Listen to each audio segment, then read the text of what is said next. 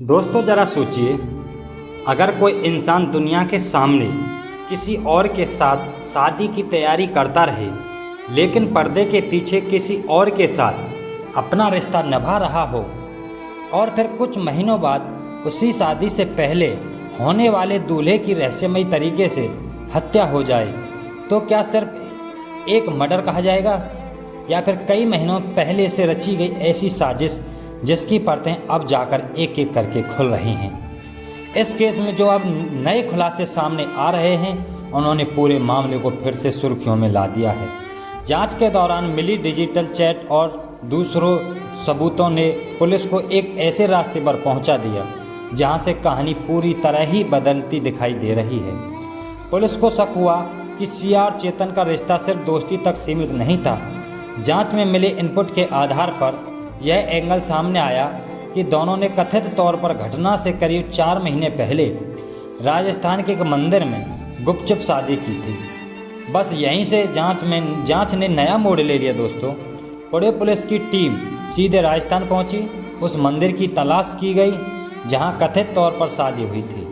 वहां मौजूद रिकॉर्ड की जांच की गई, मंदिर से जुड़े लोगों से पूछताछ हुई और पुजारी के बयान भी दर्ज किए गए। पुलिस की कोशिश सिर्फ एक बात साफ करने की थी, क्या वाकई दोनों पहले से पति पत्नी की तरह रह रहे थे, और अगर ऐसा था तो फिर केतन की ज़िंदगी में आने की ज़रूरत आखिर क्यों पड़ी।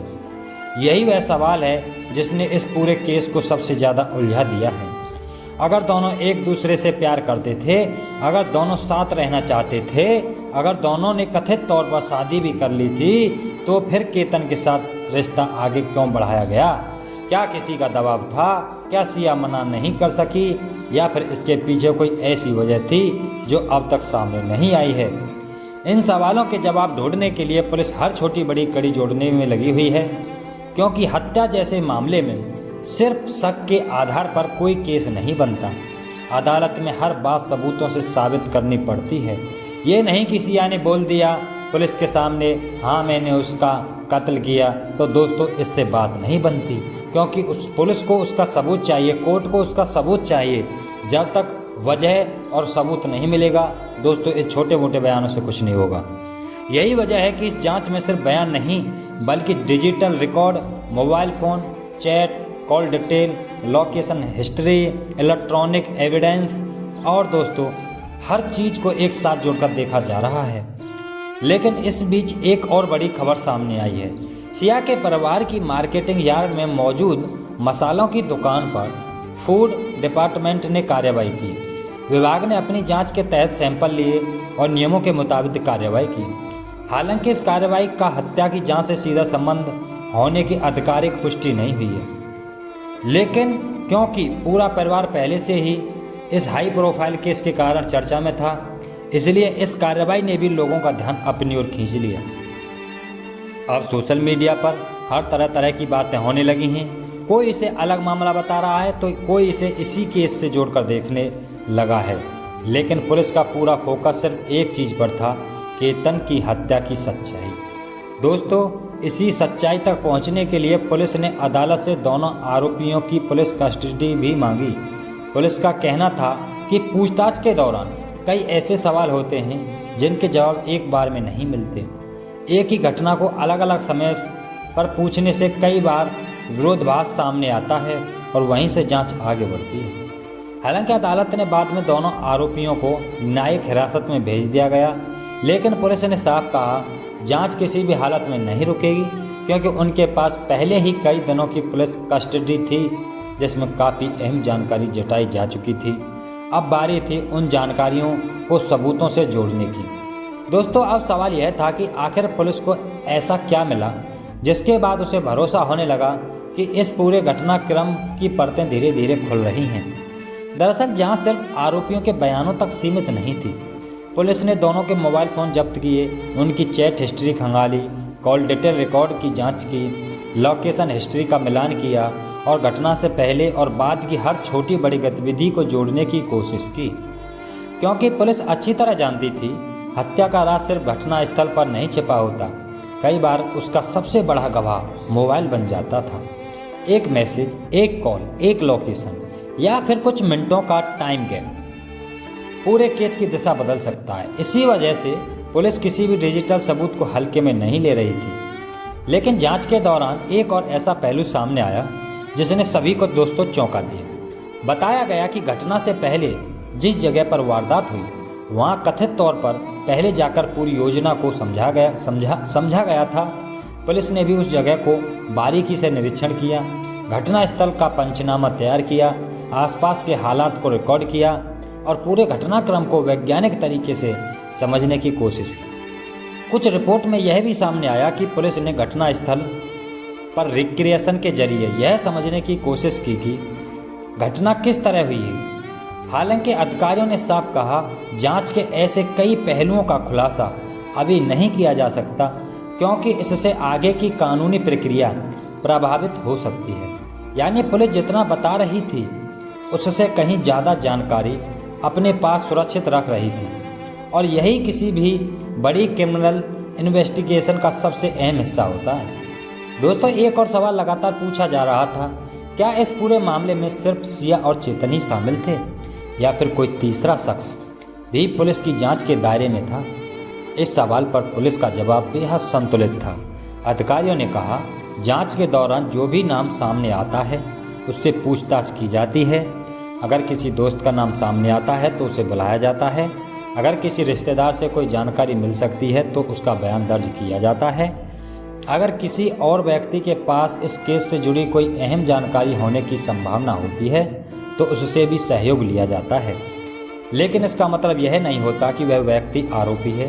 पुलिस का काम होता है हर उस कड़ी की जांच करना जो सच तक पहुंचने में मदद कर सके। यही कारण था कि दोनों आरोपियों के दोस्तों, करीबी लोगों, रिश्तेदारों और संपर्क में रहने वाले कई लोगों से पूछताछ की गई। हर बयान को दूसरे बयान से मिलाया गया, हर चैट को दूसरी चैट से जोड़ा गया, हर लोकेशन को दूसरे सबूतों के साथ क्रॉस चेक किया गया, क्योंकि पुलिस जानती थी अगर एक भी कड़ी गलत जुड़ गई तो अदालत में पूरा मामला कमज़ोर पड़ सकता है। लेकिन दोस्तों, जितनी तेज़ी से जांच आगे बढ़ रही थी उतनी ही तेज़ी से लोगों के मन में एक सवाल उठ रहा था, हत्या का असली मकसद आखिर था क्या? क्या यह सिर्फ एक प्रेम संबंध का मामला था? क्या इसके पीछे कोई आर्थिक वजह थी या फिर ऐसा कोई राज था जो अभी तक सामने नहीं आया? पुलिस ने इस सवाल का सीधा जवाब देने से इनकार कर दिया। अधिकारियों का कहना था, मोटिव पर टिप्पणी करना अभी जल्दबाजी होगी। पूरी तस्वीर चार्जशीट में सामने आएगी। यानी अब इस पूरे केस की सबसे अहम कड़ी बनने वाली थी चार्जशीट, क्योंकि उसी में पहली बार पुलिस अदालत के सामने क्रमवार बताएगी कौन सा सबूत किस बात की पुष्टि करता है, डिजिटल रिकॉर्ड क्या कहते हैं, फॉरेंसिक रिपोर्ट क्या बताती है और आखिर किन आधार पर दोनों आरोपियों के खिलाफ मामला तैयार किया गया है। लेकिन इसी बीच केतन की मां का एक वीडियो सामने आया जिसने इस पूरे केस को सिर्फ एक क्राइम स्टोरी नहीं रहने दिया बल्कि एक मां के टूटे हुए दिल की कहानी बना दिया। दोस्तों, किसी भी हत्या की कहानी में सबसे ज़्यादा दर्द सिर्फ इस केस फाइलों में नहीं होता, सबसे ज़्यादा दर्द उस घर में होता है जहां हर सुबह किसी अपने का इंतज़ार अब कभी पूरा नहीं होने वाला होता। केतन के परिवार के साथ भी कुछ ऐसा ही हुआ। जिस बेटे की शादी की तारीख तय हो चुकी थी, जिस घर की तैयारी चल रही थी, जिसके भविष्य को लेकर पूरे परिवार ने ना जाने कितने सपने देखे थे, आज उसी बेटे की तस्वीरें बची हैं और उसके साथ जुड़ी अनगिनत यादें। जब केतन की मां कैमरे पे आईं तो उनकी आंखों में सिर्फ आंसू नहीं थे बल्कि एक ऐसा मां का दर्द था जिसने अपनी ज़िंदगी का सबसे बड़ा सहारा खो दिया।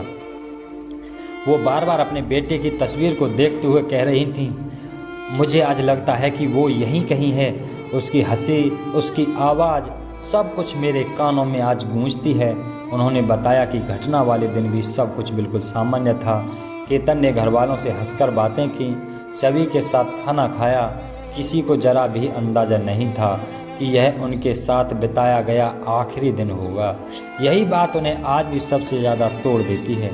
उनको भावुक होकर कहा, आज भी लगता है दरवाज़ा खुलेगा और मेरा बेटा मुस्कुराते हुए घर के अंदर आएगा, लेकिन हर दरवाज़ा खुलता रहा तो सामने सिर्फ सन्नाटा खड़ा मिला। दोस्तों, एक माँ के इन शब्दों को सुनकर शायद ही कोई ऐसा होगा जिसकी आंखें नम ना हुई हों, लेकिन इसी दर्द के बीच केतन के परिवार की एक ही मांग लगातार बनी हुई है, हमें न्याय चाहिए। उनका कहना है कि अदालत में जो भी सच है वह पूरी तरह सामने आना चाहिए। अगर किसी ने अपराध किया है तो उसे कानून के मुताबिक सज़ा मिलनी चाहिए, और अगर जांच में कोई और सा सामने आता है तो वह भी किसी दबाव के अदालत के सामने रखा जाना चाहिए।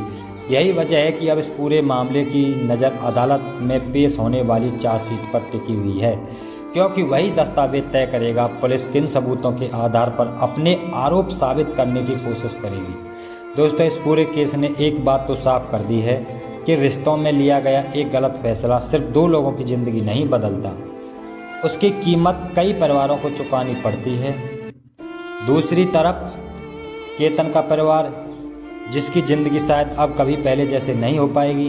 अब इस मामले में सच क्या है? किसी हद तक आरोप अदालत में साबित होंगे और अंतिम फैसला क्या आता है, इसका जवाब सिर्फ न्यायिक प्रक्रिया ही दे सकती है। हम किसी भी निष्कर्ष पर पहुंचने से पहले अदालत के फैसले का इंतजार करेंगे, लेकिन इतना ज़रूर है, इस केस ने पूरे देश को यह सोचने पर मजबूर कर दिया कि भरोसा टूटने की सबसे बड़ी कीमत कई बार किसी की पूरी ज़िंदगी बन जाती है। जैसे ही इस मामले में कोई नया आधिकारिक अपडेट सामने आएगा, हम सबसे पहले उसे आपके सामने लेकर आएंगे। अगर आपको यह वीडियो जानकारीपूर्ण लगा हो तो इसे शेयर करें, अपनी राय कमेंट में लिखें, और ऐसे ही तथ्य आधारित क्राइम स्टोरी के लिए चैनल को सब्सक्राइब करना ना भूलें। तब तक के लिए दोस्तों, हमारी ओर से नमस्कार।